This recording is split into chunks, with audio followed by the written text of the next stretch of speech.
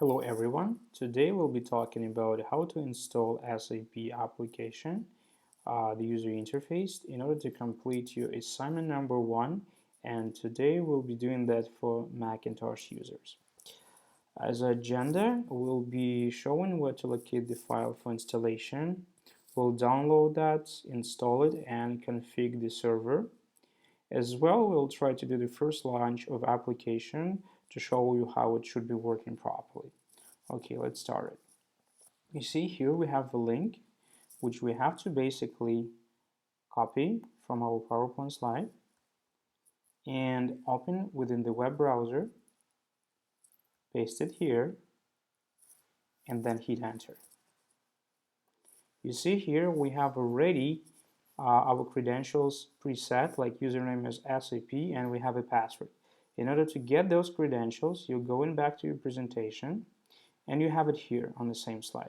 Username and a password, SAP and SAP GUI for me. Basically, you copy paste those credentials and place them here, easy as it is. Okay, when you've done that, you click login. Okay, perfect. Then we have a starting page in order to download our files. Definitely we're going for the Mac site, and you have to download those two files. To do that, click on this file first and then click download. And then if you use like Google browser and Chrome, then you have to press keep it, or whatever browser you're using, it will be located to your download folder or whatever other folder that you might specify for your downloading files. Okay, then we're also going to need this file, which is a configuration file for our server. You basically click on this guy and you click to ucc.ini and it starts downloading as well. Okay, usually it takes just a few seconds to download that, and when those two files will be downloaded, we'll be open the first one, which was SAP GUI Java installer. And when you install that, we'll have to place the config file, which is in this zip folder, to the installation folder, and that's done. That's it. I'm gonna show you how to do that just in a quick second. Okay, this file is downloaded successfully. We'll locate this file either in download folder, or you can click right away here in order to get it. And then of course, you sure want to open this file. Yes, you do. You click open, and the installation process should start now. You click next, you go confirm next. You don't change anything here, that's okay. By default goes to Anton's Mac library log, SAP GUI log, that's okay. Click install and just wait for a few seconds.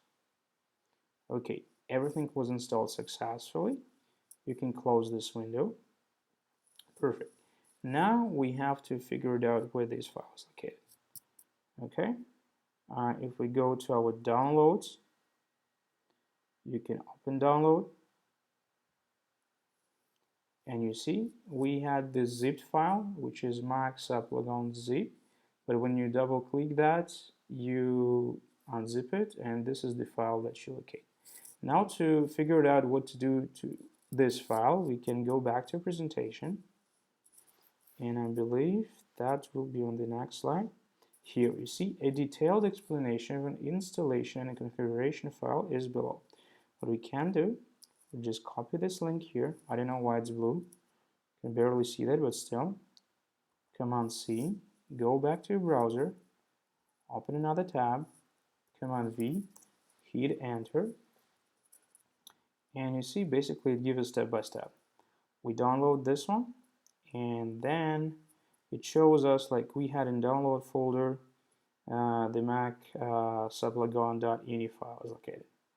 Basically what you should go, you should take this file and copy to the default directory for SAP. I will show you how to do that. Yeah, perfect. That's our next step. What you do now, you go to Finder. You can open another tab here. It doesn't matter, open whatever you want. You have to go to Applications. Then you have to scroll down and locate the folder which is called SAP Clients. You click on this folder, then you go to the folder called SAP GUI. That's it. This is exactly the spot that you have to place the other file. What you can do, you can go to your download folder, you can double click, you can either copy or cut, it's exactly up to you, or just drag and drop it. Go to this folder back and paste the file. When the file is pasted, we done the configuration process and we're ready to launch the application for the first time. We can close our Finder now. We don't need those tabs anymore. When we're gonna go to our desktop, we go to our Launchpad, and I believe we'll be able to locate the GUI for the SAP. Just hold on, give me a quick sec. Cannot find it here. So we're okay. Yeah, sorry guys, forgot it. Basically, what you do, you go to Applications here. You go to the SAP GUI folder here, and you launch it using this icon here. You just either double click, or you can always drag it to your bar here, and then just click it once.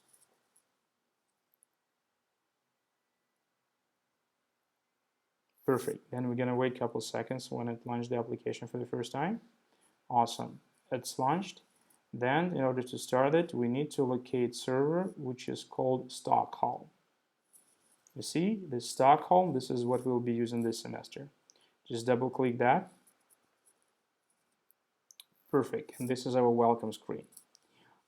Meaning that everything is went correctly and we're ready to start working on our assignment. Your teacher, your professors or TAs will be giving you your particular client ID, user, and the password in order to be logged in the system, because it should be unique for every student. But I'll show you how to log in using my credentials. Let's say I have here the client number is 220. This is gonna be my username. And to do that, I go back to my application, and the client that you will be given, but for me it's 220, you might have different numbers still. This is where you put your client. This is where you put your basically user ID and my password. Like that, then you hit enter. Perfect. The application is successfully launched. We accessed all tools that we need to complete our assignment. This is the end of our tutorial. Please refer to your TA or professors if you have any questions, and good luck with your assignment. Thank you for your attention and have a great day, guys.